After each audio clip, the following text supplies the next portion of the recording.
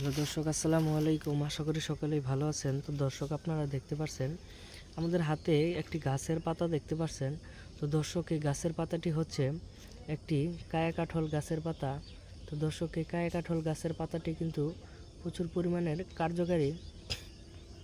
আপনারা দেখতেই পাচ্ছেন এই কায়া কাঠল গাছের পাতাটি আপনারা যদি নিয়মিত সেবন করে থাকেন, আপনাদের যাদের প্রচুর পরিমাণের গ্যাসের সমস্যা রয়েছে তারা কিন্তু গ্যাসের সমস্যা থেকে একদম নিস্তার পেয়ে যাবেন। গ্যাসের জন্য কিন্তু এই কায়াকাঠল গাছের পাতাটি কিন্তু প্রচুর পরিমাণে কার্যকারী। এটা আপনাদের বাড়ির আশেপাশেই আপনাদের বাড়ির আশেপাশে যদি কোনো ঝোপঝাড় থেকে থাকে, সেই ঝোপঝাড়ের মধ্যে আপনারা এই ধরনের গাছগুলো পেয়ে যাবেন। এই গাছগুলো দিয়ে আপনাদের